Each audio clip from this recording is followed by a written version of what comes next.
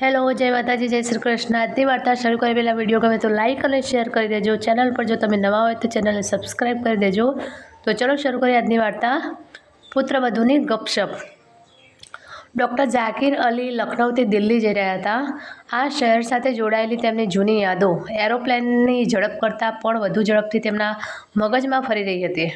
જ્યારે 8-10 દિવસ પછી ગામથી દિલ્હી પાછો ફર્યો ત્યારે તેના રૂમની બારીઓની પથ્થરની કોતરણીવાળી જાળી સાથે જોડાયેલા લોખંડની ફ્રેમમાં બારીક વાયરની બીજી જાળી જોઈને તે મૂંઝાઈ ગયો। તેને કંઈ સમજાયું નહીં। જ્યારે તેણે તેના મોટા પુત્ર શાહિદ પાસેથી જાણવા માંગ્યું ત્યારે તેણે કહ્યું, હા અબુ, ધૂળ, મચ્છર, જંતુઓ વગેરે જૂના બારીની જાળીના મોટા છિદ્રોમાંથી આવતા હતા, તેથી મેં આ જાળી આ રૂમની અંદરથી લગાવી છે, જેની કિંમત કુલ 3000 રૂપિયા છે। અને અબ્બુ, બારીની જાળીના પથ્થર પર જૂની ભવ્ય કોતરણીનું કામ પહેલાંની જેમ બહારથી આવતા લોકોને દેખાય છે। અને આ પછી અશાંત નવાબી પરિવારમાં પ્રવર્તેલી સંસ્કૃતિને કારણે પિતા પ્રત્યેના આદરને લીધે અને અશાંત કોઈ નક્કર કારણ સાથે શબ્દો ન મળવાને કારણે તે ડઘાઈ ગયો અને ચૂપ થઈ ગયો। પછી તેમના રૂમમાંથી તેની પત્નીનો અવાજ સંભળાયો, અરે લોકોની આંખો પર ભ્રમનો પડદો પડશે।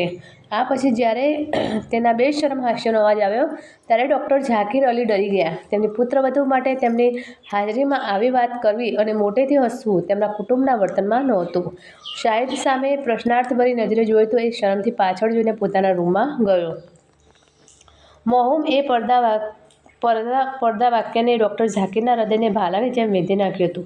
તેથી શાહિદ ગયા પછી તે લાંબા સમય સુધી ચૂપ રહ્યો। પછી તે ભારે પગલાઓ સાથે ધીમે ધીમે ચાલતા અને તેના રૂમમાં ગયો અને ખુરશી પર પડ્યો। આ વાક્ય ડૉક્ટર ઝાકીર અલીની નજર સમક્ષ સિનેમાની રીલની જેમ વાગવા લાગ્યું। ડૉક્ટર ઝાકીર અલી નવાબી પરિવારના હતા। મહાનગરથી 50 કિલોમીટર દૂર એક ગામમાં તેમની પાસે 5 માળની પૈતૃક હવેલી, અનેક કેરીના બગીચા અને ઘણી ખેતીની જમીન હતી।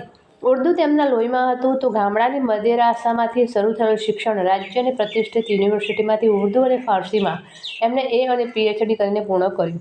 પછી એ જ યુનિવર્સિટીમાં તેઓ ઉર્દૂના લેક્ચર બન્યા અને વિભાગના વડાના પદ પરથી નિવૃત્ત થયા। આ લગભગ 30-35 વર્ષ પહેલાંની વાત છે, જ્યારે ડૉક્ટર ઝાકીરે યુનિવર્સિટીમાં ભણવાનું શરૂ કર્યું હતું। જ્યારે પણ તેઓ કોઈ પણ કવિની કવિતા શીખવતા ત્યારે તેઓ વર્ગનું વાતાવરણ એટલું ઉર્દૂ અને કાવ્યમય બનાવી દેતા કે અન્ય વર્ગના છોકરાઓ તેમના વર્ગમાં આવીને બેસતા। એ જ રીતે એક દિવસ તેઓ એક સૂફી કવિની કવિતા શીખવી રહ્યા હતા અને તેને ભારતીય વિશિષ્ટ અદ્વૈત સાથે સરખાવવા માટે તેઓ એક સંસ્કૃત શ્લોક ટાંકવા માંગતા હતા, પરંતુ સંસ્કૃત શ્લોક તેમની સરળ ઉર્દૂ જીભ પર વારંવાર સરકી ગયો। પછી ત્યાંથી સંસ્કૃત વિભાગના લેક્ચરર ડૉક્ટર મંજરી બહાર આવ્યા। ડૉક્ટર મંજરીએ તેમને શુભેચ્છા પાઠવીને કહ્યું કે જો મુશ્કેલ સંસ્કૃત શબ્દોને 2 ભાગમાં વહેંચીને બોલવામાં આવે તો તે એકદમ સરળ બની જશે। ડૉક્ટર ઝાકીર અલીની સમસ્યા હલ થઈ ગઈ। ડૉક્ટર મંજરી ડૉક્ટર ઝાકીર જેટલી જ ઉંમરના હતા। તે દિવસથી સંસ્કૃતના અઘરા શબ્દોને ખોલવાની પ્રક્રિયા શરૂ થઈ, જેના કારણે તેઓ એકબીજાને સામે પોતાના મનની ગાંઠો ખોલવા લાગ્યા અને ધીમે ધીમે તેઓ એકબીજાના મનમાં એટલા ઊંડા થઈ ગયા કે હવે વાત ન કરો તો પણ એક દિવસ માટે પણ એકબીજાને જ્યારે પણ મળતા ત્યારે બંને બેચેન થઈ જતા। બીજા દિવસે મળ્યા ત્યારે બંનેની આંખોને સાક્ષી આપી કે આખી રાત ઊંઘની રાહ જોયા પછી તેઓ ઉદાસ હતા। આવી જ એક રાત પછી બંને મળ્યા ત્યારે ડૉક્ટર ઝાકીરે ડૉક્ટર મંજરીનો હાથ પોતાના હાથમાં પકડી લીધો અને ઉત્સુકતાથી કહ્યું, જુઓ મંજરીજી, હવે આપણે આ રીતે જીવી શકીશું નહીં। શું તમે સમજો છો કે હું શું કહેવાનો પ્રયાસ કરી રહ્યો છું? મંજરીએ જવાબ આપ્યો, ઝાકીર સાહેબ, પપ્પા ખુલ્લા મનના છે, તેથી મેં લગભગ તેમને મનાવી લીધા છે, પણ માતાને મનાવવામાં થોડો સમય લાગશે। થોડી રાહ જુઓ, ધીરજના ફળ મીઠા હોય છે। એ સમય હતો જ્યારે દેશની ગંગા જમુની સંસ્કૃતિમાં રાજકારણ ઝેરીલું બન્યું ન હતું। વોટ ખાતર સત્તાના દલાલો લઘુમતી અને બહુમતીનો કોમી પોશાક પહેરીને 2 સંસ્કૃતિને પહેરાવતા નથી।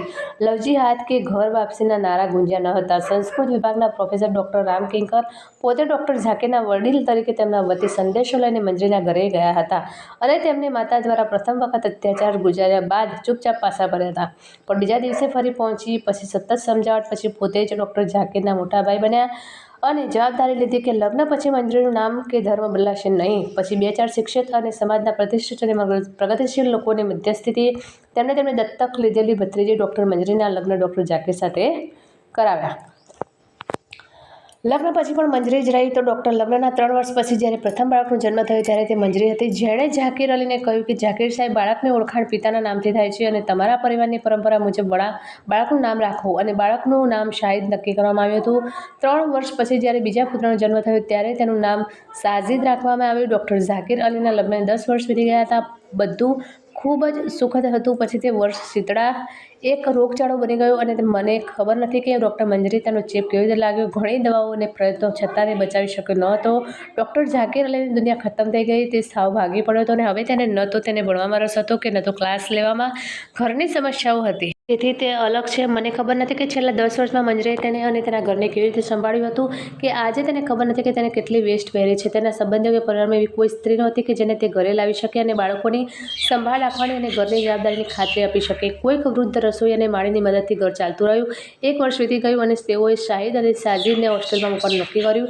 આ વાતની જાણ થતાં જ વૃદ્ધ રસોઈયાએ સાજિદને ગળે લગાડીને રડતા રડતા ફરિયાદ કરી કે નવાબ સાહેબ, અમે આ ઘરનું મીઠું ખાધું છે અને તમારા પિતાએ અમને નોકર નથી માન્યા. આજે તેમને આ યાદ અપાવતા હું તમને વિનંતી કરું છું કે બાળકોને અમારી નજરથી દૂર ન કરો. હાર્યા પછી તેણે શિક્ષિત આયાની જરૂરિયાતની જાહેરાત કરી. જ્યારે રાબિયા બાનુ ઇન્ટરવ્યૂ માટે તેમના ઘરે આવી ત્યારે ડૉક્ટર ઝાકીરે વિચાર્યું કે કદાચ તે આવી જ આવી હશે. રાબિયા યુનિવર્સિટીના સંગીત વિભાગમાં ટ્યુટર હતી અને ઝલક માટે સંગીતે ધૂન બનાવવા માટે ઉર્દૂ ગઝલમાં કેટલાક મુશ્કેલ અરબી અથવા ફારસી શબ્દોના સરળ ભાષાના અર્થને સમજવા માટે તે ઘણીવાર તેમને મળતો હતો. તેના પતિ મિકેમેલ એન્જિનિયર હતો અને જણાવવામાં આવ્યું હતું કે કંપનીના કોન્ટ્રાક્ટર પર દુબઈ ગયો હતો. ત્યાં તે એક વિદેશી મહિલાના પ્રેમની જાળમાં ફસાઈ ગયો અને તેની સાથે લગ્ન કર્યા. પછી તેણે રાબિયા બાનુને ટેલિફોન પર 3 વાર તલાક કહીને છૂટાછેડા આપી દીધા. થોડી વાર વાતચીત ચાલુ રહી, પણ જ્યારે બીજી મહિલા ઉમેદવારો આવવા લાગી ત્યારે રાબિયાએ પોતે જ તેને કહ્યું, ડૉક્ટર સાહેબ, તમે 2 બાળકોની સંભાળ રાખી શકે તેવી શિક્ષિત આયાની જરૂરિયાતની જાહેરાત કરી છે ને? હા, તમારી નજરમાં કોઈ છે કે તમે કોઈને ભલામણ કરી રહ્યા છો? ડૉક્ટર ઝાકીરે ખૂબ જ મક્કમતાથી જવાબ આપ્યો, ન તો મારી નજરમાં કોઈ છે, ન તો હું કોઈની ભલામણ કરી રહ્યો છું. ડૉક્ટર સાહેબ, હું પોતે હાજર થઈ છું. જવાબ સાંભળીને તેણે જાણે વીજળીનો જોરદાર આંચકો લાગ્યો હોય તેમ ચોંકી ગયો. પણ તેણે કહ્યું, શું બોલો છો રાબિયાજી? તમે અત્યંત અવસ્થા અનુભવતા. તે શાંત થઈ ગઈ કારણ કે તેને કોઈ વધુ યોગ્ય શબ્દો ન મળ્યા. તેમની સ્થિતિ સમજીને રાબિયાએ ખૂબ જ ગંભીરતાથી જવાબ આપ્યો, ડૉક્ટર સાહેબ, હું આ પ્રસ્તાવ તમારી સમક્ષ પૂરી સભાનતાથી રજૂ કરું છું. છેલ્લા 4 વર્ષથી ઘેટાના ચામડા પહેરેલા આ સમાજના વરુઓની મારી જાતને સુરક્ષિત રાખવાની લડાઈ લડીને હું એકલો પડી ગયો છું. દરેક વ્યક્તિ છૂટાછેડા લીધેલી એકલ સ્ત્રીને ગળી જવા માગે છે કારણ કે તે મીઠાઈનો ટુકડો હોય. અગાઉ નોકરી કરતી મહિલાઓ હોસ્ટેલમાં રહેતી હતી. ત્યાંની વોર્ડન મેડમ અમારા જેવી સિંગલ મહિલાઓની ખૂબ સહાનુભૂતિ ધરાવતી દેખાતી હતી, પરંતુ વાસ્તવમાં તે અશ્લીલ વર્તન કરતી હતી. ત્યાંથી નીકળીને હું યુનિવર્સિટી ગર્લ્સ હોસ્ટેલમાં રહેવા લાગી અને થોડા દિવસો પછી તે જગ્યાના વોર્ડનને ઉર્દૂ શીખવામાં રસ પડ્યો અને આ બહાને મેં મોડી રાત સુધી મારા રૂમમાં રહેવા લાગી. પછી લેખકોની ડબલ મિનિંગ ચીસ્ટો સમજવાના નામે સસ્તા ઉર્દૂ પુસ્તકોનું માર્કેટિંગ કરનારાઓ ખરાબ કામ કરવા લાગ્યા. તેથી એક દિવસ મેં તેને સખત ઠપકો આપ્યો. વિદ્યાર્થીઓને મારા રહેવા સામે વાંધો હોવાથી કહીને 2 અઠવાડિયામાં જ તેઓએ મને ત્યાંથી કાઢી મૂકી. હવે હું જે સોસાયટીના ફ્લેટમાં રહું છું તો તેના સેક્રેટરી જો કે તેમને મને નાની બહેન કહે છે, પરંતુ વાત કરતી વખતે તે મને ગળે લગાવવા માટે મારા ઘરનો દરવાજો ખોલે છે અને મોડી રાત્રે, ખાસ કરીને જ્યારે તેની નર્સ પત્ની નાઇટ ડ્યુટી પર હોય ત્યારે. હું તેમના થપ્પડ પાછળના હેતુઓ અને ઇરાદાઓને સમજું છું. તમે તેને મારા તરફથી બેશરમી કહો કે અત્યારે મને કોઈ લોભથી પ્રેરિત ગણો, પણ હું તમારી પાસે એવી ઈચ્છા લઈને આવી છું કે હું જન્મ્યો નથી, પણ મને આ બાળકોને તેમની માતા બનીને ઉછેરવાની તક આપે. હું વચન આપું છું કે મને તમારી સંપત્તિ અને સંપત્તિ સાથે કોઈ લેવા દેવા નથી. હું મારું જીવન ફક્ત તમારી આ બાળકોની સેવામાં જ પસાર કરીશ. હું તમને ફક્ત એટલી જ વિનંતી કરવા માગું છું કે જો તમને મારાથી કોઈ મુશ્કેલી હોય તો કૃપા કરીને મને આ ઘરના કોઈ ખૂણામાં નોકરાણી તરીકે રહેવા દો. એવામાં મને છૂટાછેડાની સજા ન આપો. રાબિયાનો અવાજ ગુંગળાવી ગયો અને તેની આંખોમાંથી આંસુ વહેવા લાગ્યા. તેમની વાત સાંભળીને ડૉક્ટર ઝાકીર અત્યંત મૂંઝવણમાં મુકાઈ ગયા. તે રાબિયાને છેલ્લા 4 વર્ષથી ઓળખતો હતો. તેના વિશે અહીં અને ત્યાં ક્યારેય કંઈ સાંભળ્યું નથી, પરંતુ આ કેવી રીતે શક્ય બને છે તે વિચારીને તે ભારે મૂંઝવણમાં અહીં ત્યાં ચાલવા લાગ્યો. તેથી વૃદ્ધ રસોઈયા ચા સાથે હાજર થયો અને બોલ્યો, નવાબ સાહેબ, મને નાના મોંએ મોટી વાત કરવાની હિંમત છે. હું તમને આ બાબતો પર ધ્યાન આપવાની અપીલ કરું છું. તેઓ જે કહે છે તેમાં અમને સત્ય દેખાય છે. બોસ, જૂની રસોઈયાની સલાહની એની અસર થઈ કે 1 અઠવાડિયામાં એક સાદા સમારંભમાં રાબિયા બાનો બેગમ ઝાકીર અલી બની ગઈ. માત્ર 2 અઠવાડિયા પછી જ્યારે રાબિયાએ યુનિવર્સિટીની સેવામાંથી રાજીનામું આપવાની જાહેરાત કરી ત્યારે ડૉક્ટર ઝાકીરે પોતે કહ્યું, રાબિયા, તું હવે ટ્યુટર છે. ટૂંક સમયમાં તારી બઢતી થવા જઈ રહી છે અને જ્યાં સુધી હું સમજુ છું, સંગીત પ્રત્યેનો તમારો પ્રેમ માત્ર વ્યાવસાયિક નથી. અન્યથા ગઝલને શાબ્દિક રીતે સમજીને તેના માટે સૂર તૈયાર કરો. આ જુસ્સો વ્યાવસાયિક ન હોઈ શકે, પરંતુ માત્ર ભક્તિનો હોય, જે સંગીતને પૂજાનું સ્વરૂપ માને છે. તમારે તમારી યુનિવર્સિટીની નોકરી છોડવી જોઈએ નહીં. તેમનું લાંબુ ભાષણ સાંભળ્યા પછી રાબિયા બેગમે એટલું જ કહ્યું, સાહેબ, બાળકોને યોગ્ય ઉછેર અને ઘરનું ધ્યાન રાખવું એ પણ એક પૂજા જ છે. સંગીતની ઉપાસના કરવા માટે વ્યક્તિને યુનિવર્સિટીની નોકરી જરૂરી નથી. તેના માટે અભ્યાસની જરૂર છે. હું સમય કાઢીશ અને પ્રેક્ટિસ ચાલુ રાખીશ. અને તેણીએ રાજીનામું મોકલ્યું. ગઈકાલે ફરી પાછા ફરવાનું શરૂ કર્યું. રાબિયાની પ્રેમાળ દેખભાળથી બાળકો ખૂબ જ ખુશ થયા. ડૉક્ટર ઝાકીર વારંવાર રાબિયા બેગમને તેમની સંગીત પ્રેક્ટિસ ચાલુ રાખવા માટે અપીલ કરતા રહ્યા. રાબિયા બેગમ પાસે આટલું મોટું ઘર સંભાળવા અને બાળકોના ઉછેર માટે બહુ ઓછો સમય હતો. તેમ છતાં જ્યારે પણ તેને સમય મળે ત્યારે તે પ્રેક્ટિસ કરતી હતી. તેના અવાજમાં એવો ચાર્મ હતો કે જ્યારે પણ તે ગઝલ ગાતી ત્યારે એક ખાસ લાગણીસભર પંક્તિની રેલવેમાં તે એટલી લાગણીશીલ થઈ જતી કે શબ્દો આંસુમાં ફેરવાઈ જતા અને તેની આંખોમાંથી વહેવા માંડતા અને ઝાકીર સાહેબ તે પોતાની સાથે ગાઈ જતા. પોતાની કાવ્યાત્મક લાગણીને ગઝલમાં આંસુ અને વિચારો ભણીને હોઠથી ચુંબન કરતો હતો. આ રીતે 20-22 વર્ષ કેવી રીતે પસાર થઈ ગયા તેમ સમજાયું નહીં. ઝાકીર સાહેબ નિવૃત્ત થયા. બાળકો સારી નામાંકિત શૈક્ષણિક સંસ્થાઓમાં અભ્યાસ પૂરો કરી સારી નોકરીમાં જોડાયા. ઝાકીર સાહેબ હવે પુસ્તકોમાં મગ્ન હતા. સાંજે તે કેટલીક ગઝલ સંભાળવાના બહાને રાબિયા બેગમને રીઝા માટે પ્રેરિત કરતો હતો. એ દિવસે રાબિયા બેગમ ફૈઝ સાહેબની ગઝલના લયમાં ગાઈ રહી હતી. જ્યારે અને હું એકબીજાને મળ્યા હતા તે મુલાકાત પછી જાણે તમારી લાગણી કેટલી ગમશે અને એક ખુશી હોઈશું એ તમે અને હું દરેક વસ્તુની વચ્ચે છીએ. અસ્પષ્ટ વસ્તુઓનો પડદો હશે. અસરની છેલ્લી શ્લોક ગાતી વખતે રાબિયા એટલી ભાવુક થઈ ગઈ, તેની આંખોમાંથી શબ્દો વહેવા લાગ્યા. પછી ઝાકીર અલી હંમેશની જેમ ખુરશી પરથી ઊભો થઈ ગયો અને રાબિયા બેગમનો ચહેરો હાથમાં પકડીને તેના આંસુ પોતાના હોઠમાં ભેગું કર્યા. યોગાનું યોગ. એ સમયે શાહિદની પત્ની શોપિંગ કરીને પરત આવી હતી. તેણી તેના રૂમની લાઈફ સાઇઝ વિન્ડોની બહાર તેના હાથમાં રહેલી ઘણી બેગઝનું વજન ખસેડવા માટે રોકાઈ ગઈ હતી. પછી તેણે આ ભાવનાત્મક દ્રશ્ય જોયું અને તેના પતિને ફરિયાદ કરી, આ ઉંમરે આ મૂંઝવણ જો બહારથી કોઈએ જોયું હોત તો તમે આ લાઈફ સાઇઝ બારીઓ પર પડદા લગાવવા માટે કહ્યું હોત. વાસ્તવમાં વાત એમ હતી કે શાહિદની પત્ની આ હવેલી જેવા ઘરમાં છેલ્લા ખોળમાં બનેલી વાઇફ સાઈડની બારીઓના આ રૂમ ઘણા સમયથી નજર રાખી રહી હતી. ઓરડાની બહાર ફળોના ઝાડ અને ફૂલની પથારીઓ હતી. પાનખર અને વસંત ઋતુની માદક ચાંદની રાતોમાં ઓરડાની બહાર નીકળ્યા વિના આ બારી સામે બેસીને ફૂલો અને કેરીના ફૂલોની સુગંધ સાથે તે કાવ્યાત્મક વાતાવરણ અનુભવી શકાય છે. શાહિદની પત્નીનું શિક્ષણ BA સુધીનું હતું. શાયરીની ઉર્દુ તેની પાસે રીતભાત નહોતી. હા, તેનો સ્વભાવ ચોક્કસપણે પ્રેમાળ હતો. તેણે પહેલેથી જ ઘણી વખત તેણીની ઈચ્છા વ્યક્ત કરી હતી કે પિતા અને માતા ગામમાં જઈને રહે તો સારું, નહીંતર અમ્મીએ હવેલીના અડધાથી વધુ ભાગમાં છોકરીઓ માટે શાળા ખોલી છે અને શાળા ધીમે ધીમે આખી હવેલી પર કબજો કરી લેશે. જમીન મિલકત વગેરેની ઉપજ આજે પણ કામદારોની પ્રામાણિકતા પર જ મળે છે. પછી મિલકતની પણ સારી રીતે કાળજી લેવામાં હશે. આ ઉપરાંત તેણે એક સમયે રાબિયા બેગમને તેના એક સંબંધીને કેરીના બગીચાનો કોન્ટ્રાક્ટર આપવા માટે ડૉક્ટર ઝાકીર દ્વારા ઇનકાર કરવાનું કારણ માન્યું હતું. તેથી તે તેના પર ખૂબ જ નારાજ હતી. તેથી તે કોઈક રીતે તેમને આ ઘરમાંથી અલગ કરવા માંગતી. આ ઘટનાના 2 દિવસ પછી ઝાકીર અલી તેમના રૂમમાં બેસીને એક સામાયિક માટે કવિ વિશે લેખ લખી રહ્યા હતા. ત્યારે રાબિયા બેગમ તેની પાસે આવ્યા અને કહ્યું, તમને શ્રી રામકિંકર સાહેબ યાદ છે ખરા? અરે, એ જ રામકિંકર સાહેબ જે જીઓ સંસ્કૃતના પ્રોફેસર હતા અને પછી કોઈ ફેલોશિપ હેઠળ લંડન ગયા હતા, પછી ત્યાં સ્થાયી થયા. અરે, તમે આમ કેવી રીતે બોલો છો? અમે એટલા કૃતજ્ઞ નથી કે અમે રામકિંકર સાહેબને ભૂલી જઈએ. હા, મને કહો કે રામકિંકર સાહેબને શું થયું છે? અરે, તે કંઈ થયું નથી. થોડા દિવસ પહેલાં મને તેનો ફોન આવ્યો હતો. અમને લંડન આવવા માટે આમંત્રણ આપવામાં આવ્યું છે. તેઓ કહેતા હતા કે તેમની એક સંસ્થા ભારતીય સાંસ્કૃતિક સંગીતનો એક મોટો કાર્યક્રમ આયોજિત કરી રહી છે. તેથી તેમને શાસ્ત્રીય સંગીત સાથે સંબંધિત કેટલાક વાદો પર સાથ આપતા લોકોની ખૂબ જ જરૂર છે. તેવું કહેતો હતો કે હવે પણ ત્યાં જ્ઞાન અને અમારી કળાની વધુ સારી પ્રશંસા થશે. તમે શું કહો છો? રાબિયા બેગમે તેની કોઈ ખાતરી માંગતી હોય તેમ પૂછ્યું. રાબિયા બેગમે ઇંગ્લેન્ડ જવાની ઓફર સાંભળીને 2 દિવસ પહેલાં તેની બહુનો હાસ્યાસ્પદ સંવાદ અને લોકોની આંખો પર ભ્રમનો પડદો પડશે તેના મગજમાં આવી ગયો અને પછી તેના અભદ્ર હાસ્યની યાદ આવી ગઈ. તેણે તેને ઇલેક્ટ્રિક શોક આપ્યો. તેઓ સમજી ગયા કે મામલો રાબિયા બેગમ સુધી પહોંચ્યો છે અને તેનાથી તેમને ઘણું દુઃખ થયું છે.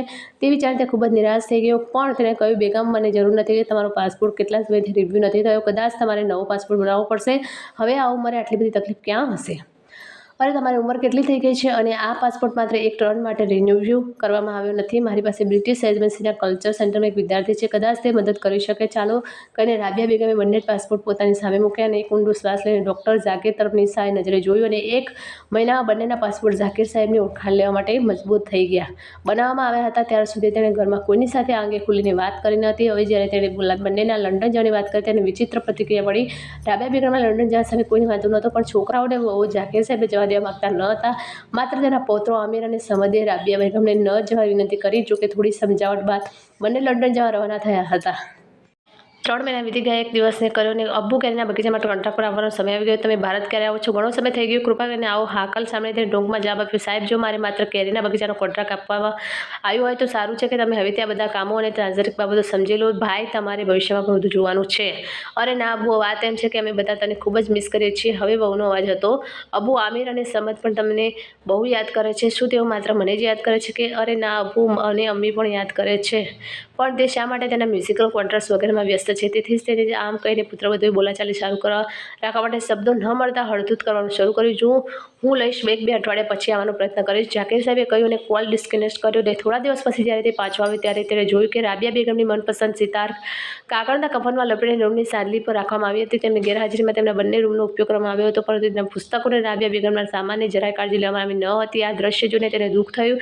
તે રાત્રે ડાઇનિંગ ટેબલ પર તેણે શાહિદને કાલે તેની સાથે ગામમાં જવાનું કહ્યું અને કેરીના બગીચાના કોન્ટ્રાક્ટર આવતા વિશે બધું સમજાવવાનું કહ્યું. જ્યારે તેઓ 3-4 દિવસમાં લંડન પાછા ફરશે ત્યારે શાહિદે કહ્યું, અબ્બુ, તમે ત્યાં જઈને શું કરશો? અમ્મા તેના મેળાવડામાં વ્યસ્ત હોવા જોઈએ. તમે બધા એકલા છો. અમ્મા તેના મેળામાં વ્યસ્ત હોવી જોઈએ. તમે બધા એકલા છો. મને ખબર નથી કે તે કેમ અટકી ગયો. વાતચીત અધૂરી છોડી દીધી. શાહિદની વાત સાંભળ્યા બાદ આજે પહેલીવાર તેને લાગ્યું કે દીકરો યુવાન અને બુદ્ધિશાળી જ નહીં, પરંતુ સંસ્કારી પણ બની ગયો છે. હવે તેમની નજરમાં રાબિયા બેગમનો દરજ્જો તેમની માતા જેવો નહીં, પણ કદાચ તેમના પિતાની બીજી પત્ની જેવો થઈ ગયો છે. પરંતુ નવાબી પરિવારમાં લોહી તેની નસોમાં હતું અને તેના મનમાં સભ્યતા હાજર હતી. તેથી જ તેણે પોતાને ગુસ્સો ગળી ગયો અને કહ્યું, શાહિદ, નમ્રતાથી બોલ, તે તારી માતા છે. તેણે માત્ર તેના માટે પોતાની કારકિર્દી બલિદાન આપ્યું નથી, તેણે એટલું મોટું બલિદાન આપ્યું છે કે તમે લોકો તેના મહત્વ વિશે જાણતા પણ નથી. શું તમે જાણવા માંગો છો? તેણે શાહિદ સામે જોઈને કહ્યું, ચાલ, આજે મને એ બલિદાન વિશે કહો. શાહિદનો અવાજ હજુ પણ કઠોર હતો. શાહિદ, દરેક સ્ત્રીની માતા બનવાની ઈચ્છા હોય છે અને તેમના જીવનનું મહત્વ હેતુ છે, પરંતુ રાબિયા બેગમે લગ્ન સમયે એને વચન આપ્યું હતું કે તમે બંને પોતાના બાળકો તરીકે ઉછેરશે. પોતાનું વચન નિભાવવા માટે તેણે પોતાના કોઈ સંતાનો વિના નસબંધી કરાવી લીધી, જેથી તેને પોતાનું કોઈ સંતાન થવાની કોઈ શક્યતા ન રહે. આ નાની વાત નથી. અને તું આ કહેતી વખતે દબાયેલા ગુસ્સાને કારણે તેનો અવાજ ધ્રુજી ગયો. અબ્બુ, હું તમારું બહુ સન્માન કરું છું, પરંતુ જો કેટલીક બાબતો ગુપ્તતાનો પડદો બની રહે તો તે વધુ સારું છે. બાય ધ વે, આત્મહત્યાને બલિદાનનો દરજ્જો આપવો યોગ્ય નથી. શાહિદની જીભ હજુ પણ કડક હતી. તમે શું કહેવા માંગો છો? સ્પષ્ટ બોલો, તેણે કહ્યું. આ વખતે તેના અવાજમાં કડકાઈ હતી. વાત એ છે કે અબ્બુ, બધું તમે વિચાર્યું હતું એટલું ખુશ અને સારું નહોતું. મોહતરમા રાબિયા બેગમને આ મહાનગરમાં જમીનના મોટા ટુકડા પર બાંધવામાં આવેલા અમારા વૈભવી ઘર અને તમારી સાથે લગ્ન કરતી વખતે અમારી કુટુંબની મિલકત માટે કોઈ વિચારણા ન હતી. તેવું કહેવું એ અલ્પોપિત હતું.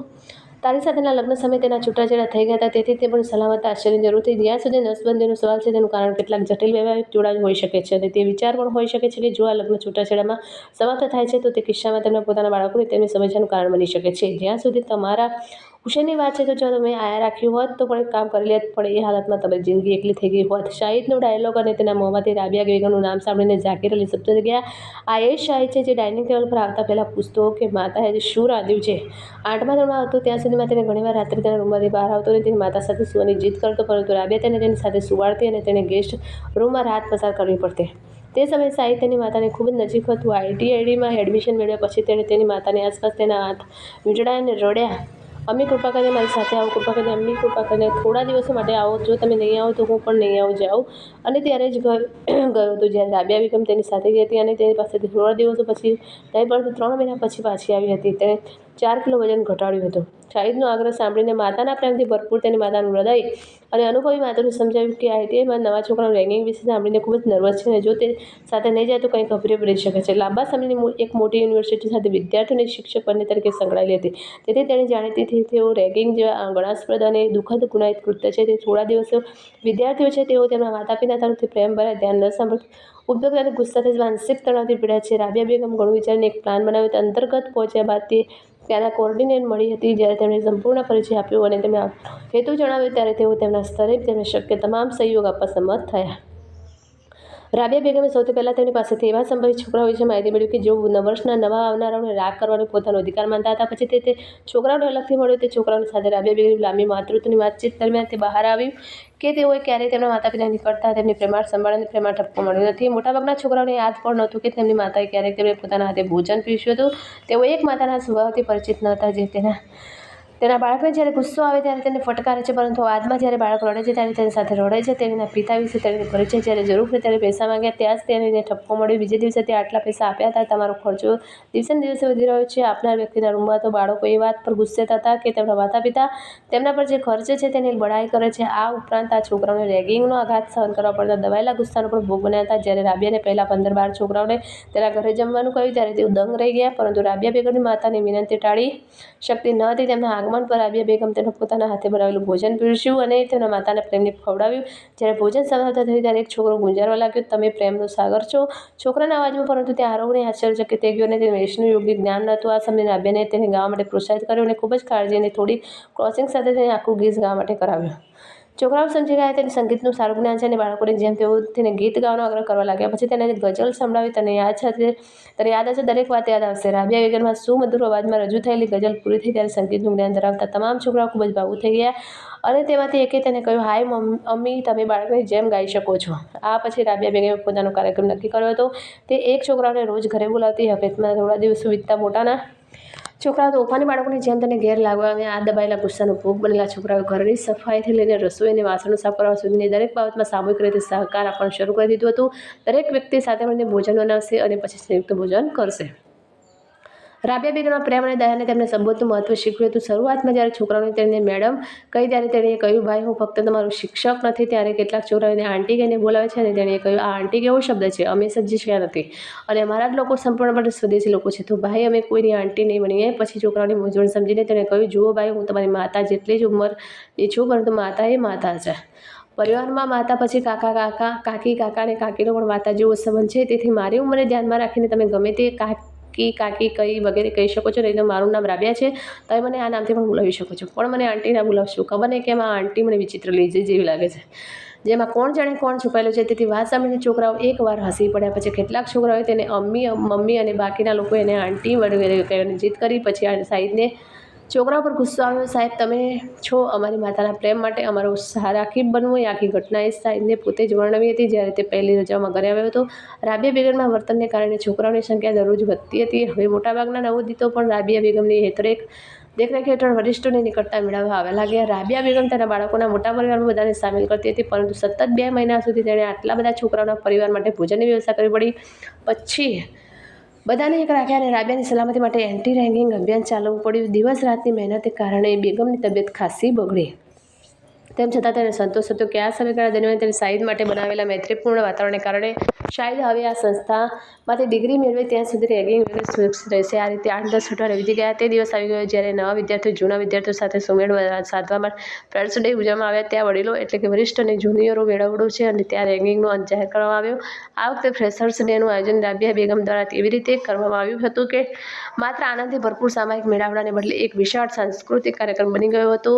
ફ્રેશર્સ ડેની આ જબરદસ્ત સિદ્ધિ સંસ્થાના પ્રિન્સિપાલે એક પત્ર દ્વારા જાહેર કરવામાં આવી, જેમણે તેમાં અભિનંદન અને આભાર માન્યો હતો અને લખ્યું હતું કે આ વર્ષને તેમની સંસ્થાના ઇતિહાસમાં છેલ્લા ઘણા દાયકાઓમાં યાદગાર બની ગઈ છે, કારણ કે આ વર્ષે આ સંસ્થામાં કોઈ રેગિંગ થયું નથી અને રાબિયાજીએ ફ્રેશર્સ ડેના અભૂતપૂર્વ સાંસ્કૃતિક કાર્ય માટે આગળ આવવું પડશે. એક જમાનામાં સાહિદ અને અવાજના શાહિદની સરખામણી કરતી વખતે ઝાકીર સાહેબ ડાઇનિંગ ટેબલ પર ચૂપચાપ બેઠા હતા. બધા જમવાનું શરૂ કરે તેની રાહ જોઈ રહ્યા હતા, પણ ઝાકીર સાહેબ એમને કહીને ઉઠ્યા, આભાર સાહેબ, આજે તમે અમને આત્મહત્યા અને બલિદાન વચ્ચેનો તફાવત સમજાવ્યો. અને તેને પોતાનો રૂમનો દરવાજો બંધ કરી દીધો. બહુ વિચાર વિમર્શ પછી તેને નિર્ણય લીધો. સવારે ઘરના લોકો જાગી ગયા અને જોયું કે ઝાકીર સાહેબ અને રાબિયા બેગમના રૂમના દરવાજાના તાળા તૂટેલા હતા અને ઝાકીર સાહેબ ઘરમાં નથી. આવું ક્યારેય બન્યું નથી. ઝાકીર સાહેબ અને રાબિયા બેગમ ઘરની બહાર નીકળતા ત્યારે પણ રૂમના દરવાજા હંમેશા ખુલ્લા જ રહેતા. એકવાર ઝાકીર સાહેબે બેગમને કહ્યું હતું કે બેગમ, કમ સે કમ દરવાજો બંધ કરો ને તાળું તો લગાવો. જેના જવાબમાં રાબિયા બેગમે કહ્યું હતું કે અમારા રૂમમાં એવું શું છે જે આપણા પોતાના બાળકોની નજરથી છુપાવી શકાય કરવામાં આવે. અબ્બુ આટલી વહેલી સવારે ક્યાં ગયો? આ પ્રશ્ન વિચારતી વખતે બંને છોકરાઓ એકબીજાના ફસાઈ ગયા. સાહસિદ સ્પષ્ટ થયું કે સાહિદભાઈની ભૂલ છે. માતાએ ક્યારેય અમારી સાથે ગેરવર્તન નથી કર્યું. ઉલટાનું તે હંમેશા પ્રેમથી મારો સંભાળ રાખતા. પછી સાહિદભાઈના રૂમમાં આવા વિચારો કેવી રીતે ઉદ્ભવ્યા તેના કારણે તેમણે ગઈકાલે અબ્બુ સામે અમ્મી સામે આવી વાહિયાત વાત કરી. જો કોઈ કારણસર તેની માતા સામે અંકતડ બનાવ હોય તો તે મોકૂફને લાગતો નથી. આ રીતે અબ્બુ સમક્ષ રજૂ કરીને શું હાંસલ કર્યું રે? શું લાગે છે આપણે અબ્બુ ગુમાવી દઈશું? આટલું કરીને સાહિદ ચૂપ થઈ ગયો. થોડીવાર મૌન રહ્યું પછી સાજિદે કહ્યું, ચાલો જઈને શોધીએ અબ્બુ ક્યાં ગયો. છેવટે ડોરબેલ વાગી ત્યારે બંને ભાઈ નીકળ્યા તૈયાર હતા. ગેટ પર ઉભેલા ઓટો ચાલકને જોઈ શાહિદ ગુંજી ઉઠ્યો, હવે આ કોણ છે? વહેલી સવારે નવી મુસીબત આવી. ચૂપ રહો, જુઓ અબ્બુ ત્યાં છે કે નહીં. શાહિદની પત્નીએ ઠપકો આપતા કહ્યું. ઘરના લોકોને બહાર આવતા જોઈને ઓટો રિક્ષા કે ગેટ ખોલ્યો અને અંદર આવીને કહ્યું, હજરત, તમે ડૉક્ટર સાહેબના પુત્ર છો ને? હા, પણ તમે કોણ છો? અને ડૉક્ટર સાહેબ એટલે કે અમારા પિતા ક્યાં છે? તેમના બંને પ્રશ્નોના જવાબમાં ઓટો ચાલકે કહ્યું, સાહેબ, મારું નામ રામઝાની છે અને તમારી નજીકની ઝૂંપડપટ્ટીમાં રહીએ છીએ. અગાઉ તે યુનિવર્સિટી ડિલિવરી વાન ચલાવતો હતો. 3 વર્ષથી નિવૃત્તિ પછી જ્યારે અમે આર્થિક સમસ્યાનો સામનો કરવા લાગ્યા ત્યારે ડૉક્ટર સાહેબે તેમની સુરક્ષાને ધ્યાનમાં રાખીને અમને આ ઓટો રિક્ષા અપાવી. આજે સવારે લગભગ 4 વાગ્યે ડૉક્ટર અમારા ઘરે આવ્યા અને કહ્યું, રમઝાની, અમે તમને અકાળે જગાડીને પરેશાન કરી રહ્યા છીએ, પરંતુ જો તમે અમને અત્યારે એરપોર્ટ પર ડ્રોપ કરશો, તમે 6 વાગે દિલ્હીથી ફ્લાઇટ મળશે. સવારે ત્યાંથી અમે સાંજે નીકળીશું. તમને લંડનની ફ્લાઇટ મળશે. તમારી ભાભીને તેમની આ જૂની સિતારની ખૂબ જ જરૂર છે. આ ઉપકાર કરશો તો કામ થઈ જશે. હઝરત ડૉક્ટર સાહેબના શબ્દો સાંભળીને અને શરમથી એટલા ડૂબી ગયા કે અમે તેમને સલામ કરવાનું પણ ભૂલી ગયા. ઝડપથી પોશાક પહેર્યો, ઓટો કાઢી તેમને બેસાડ્યા અને ચાલ્યા ગયા. એરપોર્ટ પર પહોંચ્યા પછી તે ઓટોમાંથી નીચે ઉતર્યા. તેની સિતાર કાઢીને 1000 રૂપિયાની નોટ અમને આપી અને કહ્યું, રમઝાની, મારી પાસે કોઈ ફેરવા નથી. તમારો જવાનો સમય થઈ ગયો છે. તેને રાખો. જુઓ, ના પાડશો નહીં. આટલું કહીને અમે મુઠ્ઠીઓ બાંધી અને ઝડપથી એરપોર્ટ બિલ્ડિંગમાં પ્રવેશ્યા. અમે ફક્ત મૂર્ખ માણસોની જેમ જોતા રહ્યા. ભાઈ, અમે ડૉક્ટર સાહેબને ખૂબ માન આપીએ છીએ, તો એરપોર્ટ સુધીનું ભાડું 120 રૂપિયા રાખવામાં આવ્યું છે. બાકીના 880 રૂપિયા તમે રાખો. હઝરત, આટલું કહીને તેણે શાહિદના હાથ પર મોટી નોટ મૂકી. પછી તેણે કહ્યું, હા, આ પત્ર પણ આપવામાં આવ્યો હતો. ઘરે આપવાનું કહીને તેણે શર્ટના ખિસ્સામાંથી એક પરબીડિયું કાઢ્યું. શાહિદને આપ્યું. તેણે સલામ કરીને ચાલ્યો ગયો. ઓટો ચાલક જતાની સાથે શાહિદે કડક અવાજે શાહિદને કહ્યું, હવે સાહેબ, મહેરબાની કરીને પરબીડિયું ખોલો અને પત્ર વાંચો અને મને કહો કે તમારા વક્તવ્યથી ખુશ થઈને શાહિદે શું સંદેશો આપ્યો છે. હાથે પરબીડિયું ખોલ્યું અને નોટબુકના એક પાના પર કદાચ ધ્રુજતા હાથે લખેલું હતું, શાહિદ સાહેબ, તમે રાબિયા બેગમ વિશેના તમારા વિચારો આજ સુધી ગુપ્ત રાખ્યા છે, એના માટે આભાર. જો તેણીની હાજરીમાં તમારા વિચારો પ્રકાશિત થયા હોત તો કદાચ તેને શરમ અને દુઃખને કારણે જીવતી વખતે મરી ગઈ હોત. અમે ફરી ક્યારેય આ ઘરમાં પાછા નહીં આવવાનો પ્રયત્ન કરીશું. આપણી પાસે જ્ઞાન અને આનંદની સાથે સાથે પરસ્પર પ્રેમ અને વિશ્વાસની અપાર સંપત્તિની મદદથી આપણે ખુશીથી જીવીશું. તમે બધા ખુશ રહો. પત્રના અંતે તે હંમેશા, જેમ કે તમારા પિતા તરીકે લખવામાં આવ્યું હતું કે કોઈનું કોઈ નથી લખવામાં આવ્યું હતું. જાકીર અલી પત્રની સામગ્રી સાંભળીને ઘરના દરેક વ્યક્તિ થોડીવાર ચૂપ રહ્યા અને શાહિદને એકલા મૂકીને ઘરની અંદર ગયા.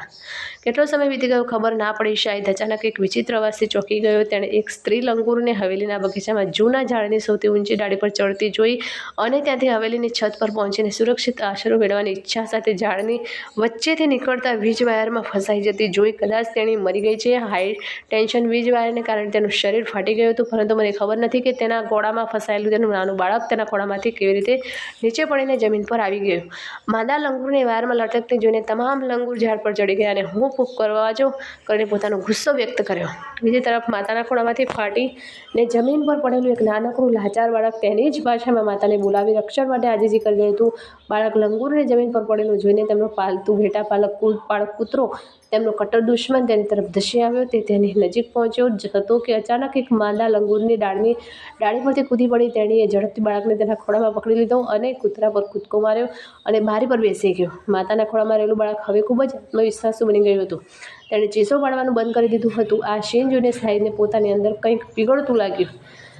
માતાના અવસાન પછી રાબિયા બેગમ તેની માતા બનવાથી લઈને ગઈકાલ સુધી જ્યારે તેણે તેને રાબિયા બેગમ કહેવાનું શરૂ કર્યું ત્યારે થોડી ક્ષણોમાં તેની નજર સામે એક ફિલ્મ ચાલુ થઈ ગઈ. કેમ કે રેલના દ્રશ્યો ઝડપથી વિચાર થઈ ગયા. તેની આંખમાંથી આંસુ વહેવા લાગ્યા.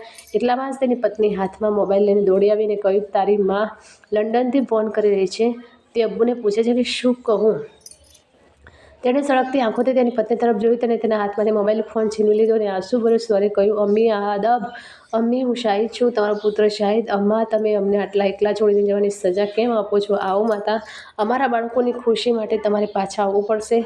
અમ્મી, હું તમારા વિના સંપૂર્ણપણે એકલો અનુભવું છું. એક અઠવાડિયે આટલું અને શાહિદનો સંકોચ બંધ થયો એટલે સાજિદે ફોન લીધો અને અમ્મીને શાંત પાડવા લાગ્યો. સાજિદનો તેની માતા સાથેનો પ્રેમ સંબંધ પૂરો થઈ ગયો હતો. તેણે કહ્યું, ભાઈ, તમે રાત્રે પણ કંઈ ખાધું નથી. કૃપા કરીને થોડો નાસ્તો કરો.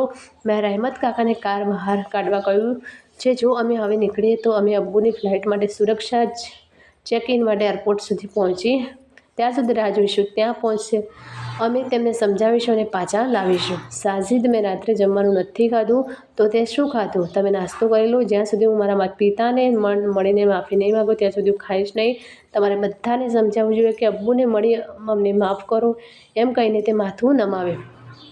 તો મિત્રો આ કહાની તમને કેવી લાગી તે કોમેન્ટ કરીને જરૂર જણાવશો અને વિડીયો પસંદ આવ્યો હોય તો લાઈક અને શેર કરજો તથા ચેનલ પર નવા હોય તો ચેનલને સબસ્ક્રાઈબ જરૂરથી કરજો। ફરી મળીશું એક નવા વિડીયો સાથે। ત્યાં સુધી નમસ્તે, જય માતાજી, જય શ્રી કૃષ્ણ, હર હર મહાદેવ। Thanks for watching.